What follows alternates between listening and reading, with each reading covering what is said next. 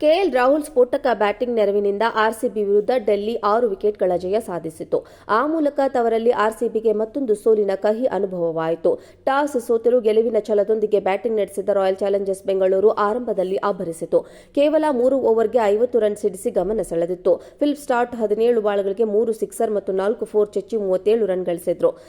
Salt ಅಬ್ಬರಕ್ಕೆ ಅಕ್ಷರಶಃ ಡೆಲ್ಲಿ ಬೌಲರ್ಗಳು ನಡುಗಿದ್ರು. ಈ ಮಧ್ಯೆ 1 ರನ್ ಕದಿಯಲು ಹೋಗಿ ಸಾಲ್ಟ್ ರನ್ಔಟ್ ಆಗಿ ಆಘಾತ ನೀಡಿದ್ರು. ನಂತರ ಬಂದ ದೇವದತ್ ಪಡಿಕ್ಕಲ್ ಕೇವಲ 1 ರನ್ಗೆ ವಿಕೆಟ್ ಒಪ್ಪಿಸಿ ಹೊರನಡೆದ್ರು. ಈ ಮಧ್ಯೆ ಭರವಸೆ ಆಟಗಾರನಾಗಿದ್ದ ವಿರಾಟ್ ಕೊಹ್ಲಿ 2 ಸಿಕ್ಸರ್ 1 ಫೋರ್ನೊಂದಿಗೆ 22 ರನ್ ಗಳಿಸಿ ಔಟ್ ಆಗಿದ್ದು ನಿರಾಸೆ ಮೂಡಿಸಿತು.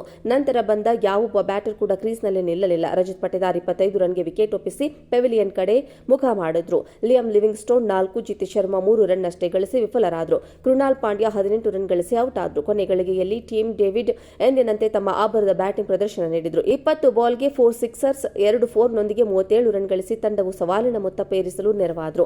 ಅಂತಿಮವಾಗಿ ಆರ್ಸಿಬಿ 20 ಓವರ್ಗೆ 7 ವಿಕೆಟ್ ನಷ್ಟಕ್ಕೆ 163 ರನ್ ಅನ್ನು ಗಳಿಸಿತು. 164ರ ಗುರಿ ಬೆನ್ನತ್ತಿದ್ದ ಡೆಲ್ಲಿ ಕ್ಯಾಪಿಟಲ್ಸ್ ಆರಂಭಿಕ ಆಘಾತ ಎದುರಿಸಿತು.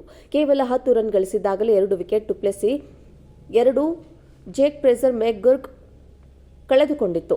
30 ರನ್ ಹೊತ್ತಿಗೆ 3 ವಿಕೆಟ್ ಬಿತ್ತು. 58 ರನ್ ಗಳಿಸಿದ್ದಾಗ 4 ವಿಕೆಟ್ ಉದುರಿದವು. ಹೀಗೆ ಆಡಿದರೆ ಗೆಲುವು ದಕ್ಕಿಸಿಕೊಳ್ಳಬಹುದೆಂದು ಭಾವಿಸಿದ್ದ ಆರ್ಸಿಬಿಗೆ Delhi captain KL Rahul ತಲೆನೋವಾದ್ರು.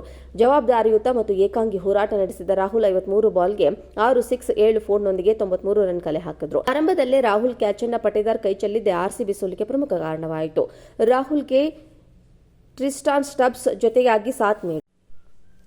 KL Rahul ಸ್ಫೋಟಕ ಬ್ಯಾಟಿಂಗ್ ನೆರವಿನಿಂದ ಆರ್ಸಿಬಿ ವಿರುದ್ಧ ಡೆಲ್ಲಿ 6 ವಿಕೆಟ್ಗಳ ಜಯ ಸಾಧಿಸಿತು.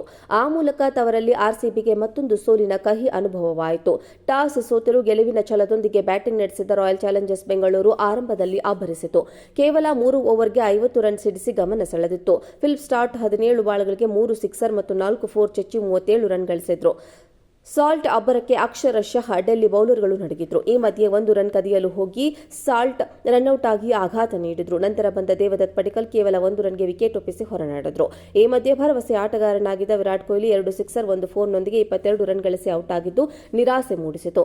ನಂತರ ಬಂದ ಯಾವೊಬ್ಬ ಬ್ಯಾಟರ್ ಕೂಡ ಕ್ರೀಸ್ನಲ್ಲಿ ನಿಲ್ಲಲಿಲ್ಲ. ರಜತ್ ಪಟಿದಾರ್ 25 ರನ್ಗೆ ವಿಕೆಟ್ ಒಪ್ಪಿಸಿ ಪೆವಿಲಿಯನ್ ಕಡೆ ಮುಖ ಮಾಡಿದ್ರು. Liam Livingstone 4, Jitesh Sharma 3 run ಅಷ್ಟೇ ಗಳಿಸಿ ವಿಫಲರಾದರು. ಕೃಣಾಲ್ ಪಾಂಡ್ಯ 18 ರನ್ ಗಳಿಸಿ ಔಟ್ ಆದರು. ಕೊನೆಗಳಿಗೆ ಟೀಮ್ ಡೇವಿಡ್ ಎಂದಿನಂತೆ ತಮ್ಮ ಅಬ್ಬರದ ಬ್ಯಾಟಿಂಗ್ ಪ್ರದರ್ಶನ ನೀಡಿದರು. 20 ಬಾಲ್ಗೆ 4 ಸಿಕ್ಸರ್ಸ್ 2 ಫೋರ್ನೊಂದಿಗೆ 37 ರನ್ ಗಳಿಸಿ ತಂಡವು ಸವಾಲಿನ ಮೊತ್ತ ಪೇರಿಸಲು ನೆರವಾದರು.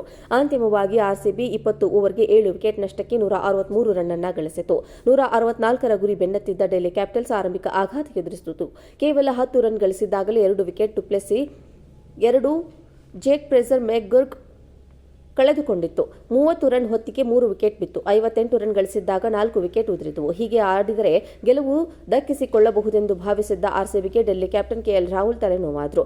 ಜವಾಬ್ದಾರಿಯುತ ಮತ್ತು ಏಕಾಂಗಿ ಹೋರಾಟ ನಡೆಸಿದ ರಾಹುಲ್ 53 ಬಾಲ್ಗೆ 6 ಸಿಕ್ಸ್ 7 ಫೋರ್ನೊಂದಿಗೆ 93 ರನ್ ಕಲೆ ಹಾಕಿದ್ರು. ಆರಂಭದಲ್ಲೇ ರಾಹುಲ್ ಕ್ಯಾಚ್ ಅನ್ನ ಪಟೇದಾರ್ ಕೈ ಚೆಲ್ಲಿದ್ದೆ ಆರ್ಸಿಬಿ ಸೋಲಿಗೆ ಪ್ರಮುಖ ಕಾರಣವಾಯಿತು.